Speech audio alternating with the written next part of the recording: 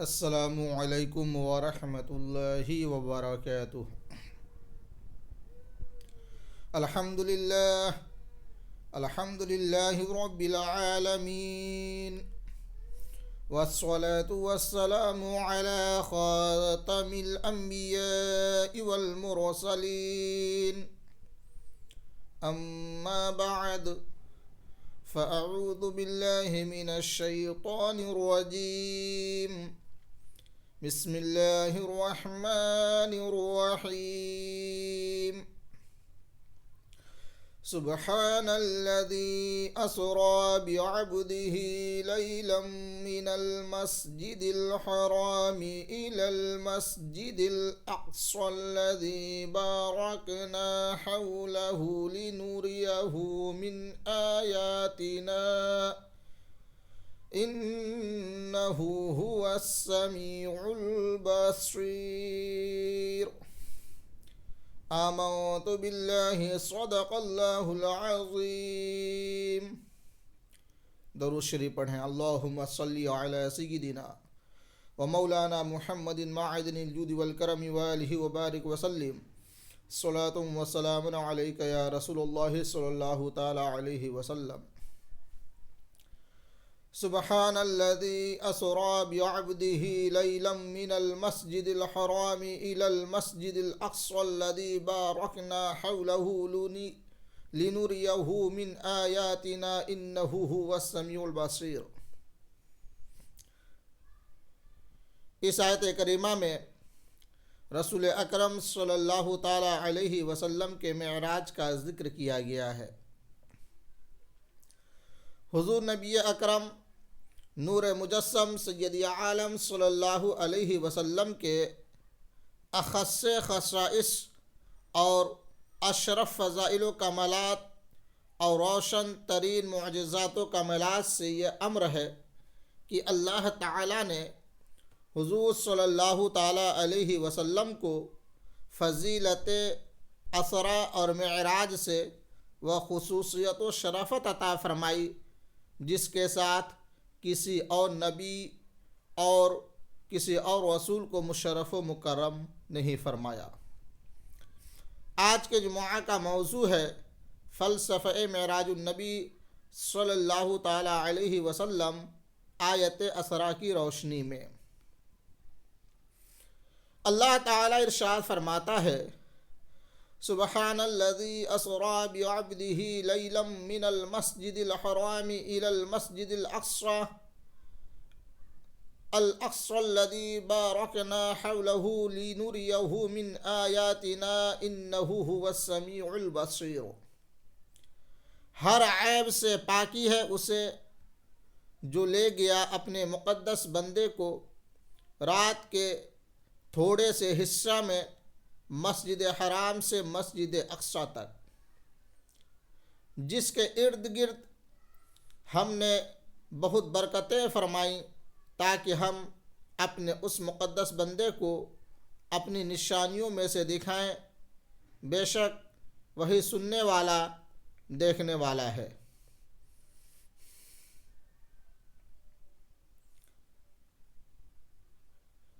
اسرا اور معراج میں فرق یہ ہے، اگرچہ عام استعمالات میں حضور علیہ الصلاۃ والسلام کے اس تمام مبارک سیر و عروج یعنی مسجد حرام سے مسجد اقصی اور وہاں سے آسمانوں اور لامکان تک تشریف لے جانے کو معراج کہا جاتا ہے،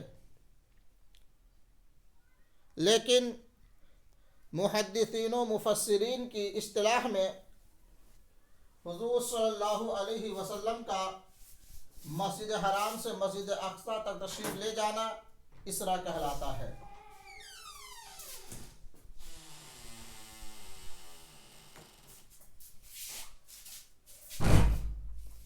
حضور صلی اللہ علیہ وسلم کا مسجد حرام سے مسجد اقصی تک تشریف لے جانا اسرا کہلاتا ہے، کیونکہ قرآن مجید میں اللہ تعالیٰ نے اس لفظ کو اسرا سے تعبیر کیا، جس کا مصدر اسرا ہے اور مسجد اقصی سے آسمانوں تک کی سفر حضور علیہ الصلوۃ والسلام کا عروج فرمانا یہ معراج کہلاتا ہے، اس لیے کہ اس کے لیے معراج اور عروج کے الفاظ احادیث صحیحہ میں وارد ہوئے ہیں۔ اسراء، معراج اور اعراج کے تعلق سے یہ ہے کہ حضرت خواجہ نظام الدین دہلوی رحمۃ اللہ علیہ فرماتے ہیں، جس کا خلاصہ یہ ہے کہ مسجد حرام سے بیت المقدس تک اسراء ہے، اور وہاں سے آسمانوں تک معراج، اور آسمانوں سے مقام قاب قوسین تک اعراج ہے۔ اللہ تعالیٰ نے اس عظیم و جلیل واقعہ کے بیان کو لفظ سبحان سے شروع فرمایا، جس کا مفاد اللہ تعالیٰ کی تنزیہ اور ذات باری کا ہر عیب و نقص سے پاک ہونا ہے۔ اس میں یہ حکمت ہے کہ واقعات معراج یہ جسمانی کی بنا پر منکرین کی طرف سے جس قدر اعتراض ہو سکتے تھے ان سب کا جواب ہو جائے۔ مثلا حضور نبی اکرم صلی اللہ علیہ وسلم کا جسم اقدس کے ساتھ بیت المقدس یا آسمانوں پر تشریف لے جانا، وہاں سے ثم دنا فتدلی کی منزل تک پہنچ کر تھوڑی دیر میں واپس تشریف لے آنا منکرین کے نزدیک ناممکن اور محال تھا۔ اللہ تعالیٰ نے لفظ سبحان فرما کر یہ ظاہر فرمایا کہ تمام کام میرے لیے بھی ناممکن اور محال ہوں تو یہ میری عاجزی اور کمزوری ہوگی، اور عجز اور ضعف عیب ہے، اور میں ہر عیب سے پاک ہوں۔ اسی حکمت کی بنا پر اللہ تعالیٰ نے اسراء فرمایا، جس کا فاعل اللہ ہے۔ حضور صلی اللہ علیہ وسلم کو خود جانے والا نہیں فرمایا، بلکہ اپنی ذات مقدسہ کو لے جانے والا فرمایا، جس سے صاف ظاہر ہے کہ اللہ تعالیٰ نے لفظ سبحان اور اسراء فرما کر معراج جسمانی ہونے والے ہر اعتراض کا جواب دیا، اور اپنے محبوب صلی اللہ علیہ وسلم کی ذات مقدسہ کو اعتراضات سے بچایا ہے۔ گویا یوں فرمایا کہ اے منکرین، خبردار، واقعہ معراج میں میرے حبیب صلی اللہ علیہ وسلم پر اعتراض کرنے کا تمہیں کوئی حق نہیں ہے، اس لیے کہ اس نے معراج کرنے اور مسجد اقصی یا آسمانوں پر خود جانے کا دعویٰ نہیں کیا۔ ایسی صورت میں تمہیں اس پر اعتراض کرنے کا کیا حق ہے؟ یہ دعویٰ تو میرا ہے کہ میں اپنے حبیب صلی اللہ علیہ وسلم کو لے گیا۔ اب اگر میرے لے جانے پر اعتراض ہے کہ اللہ تعالیٰ کیسے لے گیا، یہ لے جانا اور ذرا سی دیر میں آسمانوں کی سیر کرا کے واپس لے آنا تو ممکن نہیں، تو یاد رکھو کہ میں سبحان ہوں۔ جو چیز مخلوق کے لیے عادتاً ناممکن اور محال ہے، اگر میرے لیے بھی اسی طرح محال اور ناممکن ہو تو میں عاجز اور ناتواں ٹھہروں گا، اور عاجزی اور ناتوانی عیب ہے، اور میں ہر عیب سے پاک ہوں۔ عزیزان ملت اسلامیہ، معلوم ہوا کہ آیت اسراء کا پہلا لفظ ہی معراج جسمانی کی روشن دلیل ہے۔ محترم حضرات، اللہ تعالیٰ نے اس آیت کریمہ میں نہ اپنا نام لیا اور نہ اپنے حبیب صلی اللہ علیہ وسلم کا، اپنی ذات پاک کو الذی اور اپنے حبیب صلی اللہ علیہ وسلم کو عبدی ہی سے تعبیر فرمایا۔ الذی یہ اسم موصول ہے جس کے معنی ہے وہ ذات۔ یہ ایسا لفظ ہے کہ ہر چیز پر اس کا اطلاق کر سکتے ہیں اور ہر چیز کو الذی کہہ سکتے ہیں، اور لفظ عبد بھی ایسا ہے کہ اللہ تعالیٰ کے سوا ہر شے عبد ہے۔ خلاصہ یہ کہ اللہ تعالیٰ نے اپنے اور اپنے حبیب صلی اللہ علیہ وسلم دونوں کے لیے ایسا لفظ ارشاد فرمایا جو تمام ممکنات کو حاوی ہیں۔ ہر شے الذی ہے اور ہر چیز عبد ہے، گویا اس امر کی طرف اشارہ ہے کہ الذی تو ہر چیز ہے، لیکن جس کو کامل الذی کہا جا سکے وہ وہی ہے جو اسرا کا فاعل ہے، کیونکہ الذی کے معنی ہے وہ ذات، اور ظاہر ہے کہ کمال ذات، وجوب ذاتی، الوہیت اور قدرت کاملہ کے بغیر متصور نہیں ہوتا۔ واجب ممکن کو اور الہ و معبود ہر عبد و مملوک کو اور قادر مطلق ہر مقدور کو محیط ہے، اور اس میں شک نہیں کہ واجب ذات، معبود برحق اور قادر مطلق اللہ تعالیٰ کے سوا کوئی نہیں، لہذا کامل الذی صرف اللہ تعالیٰ ہے، اور کمال کی دلیل اسرا ہے، کیونکہ معراج کو لے جانا قدرت کاملہ کے بغیر محال ہے، اور قدرت کاملہ جس کے لیے ہوگی معبود برحق وہی ہوگا، اور معبود برحق کے لیے وجوب ذاتی لازم ہے، اور وجوب ذاتی ہی الذی کا کمال ہے۔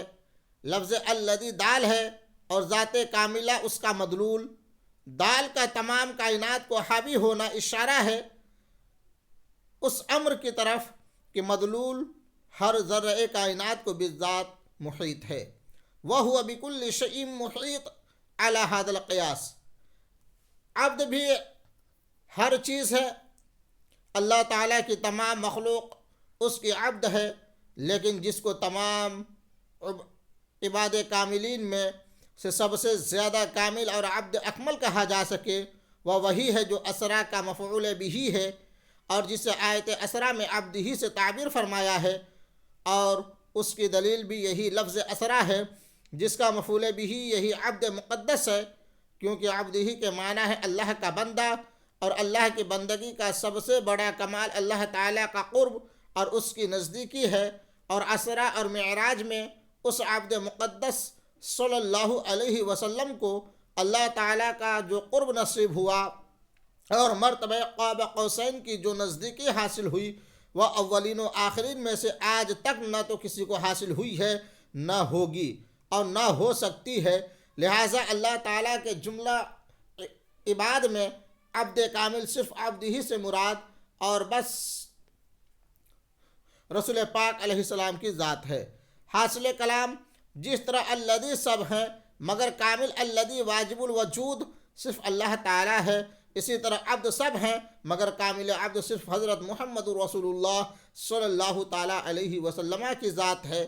لفظ عبد یہ دال ہے، اور کامل فی العبودیت حضور رسول اکرم صلی اللہ علیہ وسلم مدلول دال کا تمام عالم کو حاوی ہونا اشارہ ہے اس امر کی طرف کہ مدلول تمام موجودات عالم کو بلا عطا محیط ہے۔ وَمَا أَرْسَلْنَاكَ إِلَّا رَحْمَةً لِلْعَالَمِينَ۔ درود پاک پیش کریں، اللہم صلی علی سیدنا و مولانا محمد معدن الجود والکرم وآلہ وبارک وسلم، صلاۃ و سلام علیک یا رسول اللہ۔ الذی اور عبد کا تمام ممکنات اور موجودات کو محیط ہونا اس امر کی طرف بھی مشیر ہے کہ تمام عالم الذی اور عبد ہی کے حسن و جمال کا آئینہ دار ہے، جس طرح ہر تعین میں وجود حقیقی کامل الذی رب العالمین کا جلوہ ہے، ایسے ہی ہر مخلوق میں حقیقت نور عبد کامل رحمت للعالمین کا ظہور ہے جل جلالہ و صلی اللہ تعالیٰ علیہ وسلم۔ الذی اور عبد ہی دونوں میں ابہام ہے، اور اس امر کی طرف اشارہ ہے کہ جس طرح اللہ تعالیٰ کا حسن ذات تمام کائنات سے ابہام میں ہے، اسی طرح ذات محمدی صلی اللہ علیہ وسلم کا حسن بھی نگاہ عالم سے مبہم اور پوشیدہ ہے۔ پھر انہ هو السمیع البصیر میں چونکہ ضمیر ہوا کا مرجع الذی اور عبد دونوں ہو سکتے ہیں، اس لیے یہ احتمال اس حقیقت کی طرف بھی اشارہ ہو سکتا ہے کہ شب معراج الذی عبد ہی کا سمیع و بصیر ہو، اور عبد ہی الذی کا مقام عبدیت، اور عبد ہی الذی کا مقام عبدیت کیا ہے؟ دیکھیں، حضرات محترم، قرب الہی و بلند ترین مقام ہے، جہاں بندہ اپنے تعینات کو معدوم پا کر جلوہ معبود میں محو ہو جاتا ہے۔ اس لیے اللہ تعالیٰ نے اس موقع پر رسول ہی و نبی ہی نہیں فرمایا بلکہ بعبدہ ہی فرمایا۔ معراج کے بیان میں عبد ہی فرما کر اس حقیقت کی طرف اشارہ فرما دیا کہ باوجود اس قرب عظیم کے جو شب معراج میں میرے حبیب صلی اللہ علیہ وسلم کو حاصل ہوا، وہ میرے عبد ہی ہیں، معبود نہیں ہیں۔ عبد کی کئی قسمیں ہیں، لیکن ایک اعتبار خاص سے اس کی 3 قسمیں ہیں: عبد رقیق، عبد عابق اور عبد مادون۔ عبد رقیق سے مراد وہ مملوک غلام ہے جو پوری طرح اپنے مالک کے قبضہ اور اس کی ملک میں ہو۔ عبد عابق اپنے مالک سے بھاگے ہوئے غلام کو کہتے ہیں جو مالک مجازی کے قبضہ سے باہر ہوتا ہے۔ عبد مازون وہ غلام ہے جو مالک کی ملک اور اس کے قبضہ میں ہو اور اس کی قابلیت، صلاحیت و استعداد اور خوبی کی وجہ سے اس کے مالک نے اپنے کاروبار کا اسے مختار و معزون بنا دیا ہو اور اسے اس بات کا اذن دے دیا ہو کہ وہ مالک کے کاروبار میں جائز اور ممکن تصرف کرے۔ اس غلام کا بیچنا، خریدنا، لینا، دینا سب کچھ اس کے مالک کا بیچنا، خریدنا، لینا، دینا متصور ہوگا۔ عام مومنین خواہ عاصی ہو یا مطیع سب اللہ تعالیٰ کے بمنزل ہی عبد رقیق کے ہیں، اور کفار، مشرکین، منافقین بمنزل عبد عابق بھاگے ہوئے غلام کے ہیں، اور اللہ کے محبوبین بمنزل عبد معزون کے ہیں۔ اللہ تعالیٰ ہر ایک معزون کو اس کے قرب کے مطابق معزونیت کا شرف عطا فرماتا ہے۔ ساری کائنات میں رسول اللہ صلی اللہ علیہ وسلم کے برابر کوئی اللہ تعالیٰ کا مقرب نہیں، اس لیے حضور صلی اللہ علیہ وسلم سب سے بڑھ کر اللہ تعالیٰ کے عبد معزون ہے۔ اسی لیے اللہ تعالیٰ نے سورہ نجم میں ارشاد فرمایا: وَمَا يَعْتِقُ عَنِ الْهَوَىٰ إِنْ هُوَ إِلَّا وَحْيٌ يُوحَىٰ وَمَا رَمَيْتَ إِذْ رَمَيْتَ وَلَٰكِنَّ اللَّهَ رَمَىٰ۔ سورۃ النساء میں ارشاد فرمایا: مَن يُطِعِ الرَّسُولَ فَقَدْ أَطَاعَ اللَّهَ۔ پھر سورہ فتح میں ارشاد فرمایا: إِنَّ الَّذِينَ يُبَايِعُونَكَ إِنَّمَا يُبَايِعُونَ اللَّهَ يَدُ اللَّهِ فَوْقَ أَيْدِيهِمْ۔ اور حضور صلی اللہ علیہ وسلم نے فرمایا: اللَّهُ يُعْطِي وَأَنَا قَاسِمٌ۔ البخاری۔ مختصر ہے کہ حضور صلی اللہ علیہ وسلم کے عبد معزون ہونے کی وجہ سے حضور علیہ السلام کی اطاعت اللہ تعالیٰ کی اطاعت ہے۔ حضور علیہ السلام کا بولنا اللہ تعالیٰ کا فرمانا ہے۔ حضور علیہ السلام کا فعل مبارک اللہ تعالیٰ کا فعل مبارک ہے۔ حضور علیہ السلام کا بیچنا اللہ تعالیٰ کا بیچنا ہے۔ حضور علیہ السلام کا خریدنا اللہ تعالیٰ کا خریدنا ہے۔ حضور صلی اللہ علیہ وسلم کا دینا اللہ تعالیٰ کا دینا ہے، اور حضور صلی اللہ علیہ وسلم کا لینا اللہ تعالیٰ کا لینا ہے۔ اللہ تعالیٰ نے عبد ہی فرما کر اس حقیقت کو روشن سے روشن تر فرما دیا کہ معراج صرف روح کو نہیں ہوئی بلکہ روح مع الجسد کو ہوئی، کیونکہ قرآن و حدیث یا کلام عرب میں ایسا کوئی استعمال موجود نہیں جس سے یہ ثابت ہو جائے کہ کسی کی دنیاوی زندگی میں اسے عبد کہا گیا ہو اور لفظ عبد سے صرف روح مراد ہو، بلکہ اس کے برعکس آپ قرآن و حدیث اور محاورات عرب میں یہی پائیں گے کہ جب بھی کسی کو اس کی حیات ظاہری میں لفظ عبد سے تعبیر کیا گیا ہے تو اس لفظ سے روح مع الجسد مراد لیا گیا ہے۔ دیکھیے اللہ تعالیٰ نے موسیٰ علیہ السلام کو حکم دیا: فَأَسْرِ بِعِبَادِي لَيْلًا، اے موسیٰ میرے بندوں کو رات میں لے جا۔ یہاں بھی لفظ عبد سے روح مع الجسد اور اسرا سے اسراء جسمانی مراد ہے۔ اللہ تعالیٰ فرماتا ہے: أَرَأَيْتَ الَّذِي يَنْهَىٰ عَبْدًا إِذَا صَلَّىٰ، کیا تو نے اسے دیکھا جو روکتا ہے عبد مقدس صلی اللہ علیہ وسلم کو جب وہ نماز پڑھے۔ دیکھیے یہاں بھی عبد سے جسم و روح کا مجموعہ مراد ہے، اور ایک آیت میں فرماتا ہے: لما قام عبد اللہ یدعوہ، جب کھڑا ہوا اللہ کا عبد اس حال میں کہ اللہ تعالیٰ کو پکارتا، یعنی اس کی عبادت کرتا تھا۔ ان آیات میں بھی لفظ عبد سے جسم و روح دونوں مراد ہیں۔ تو معلوم ہوا کہ قرآن مجید میں جس مقام پر بھی لفظ عبد ذکر ہوا اس سے مراد روح مع الجسم ہے۔ اللہ تعالیٰ نے اسرا بعبدہ ہی فرمایا اور عبد کو ضمیر مجرور کی طرف مضاف کیا جو اللہ تعالیٰ کی طرف لوٹتی ہے۔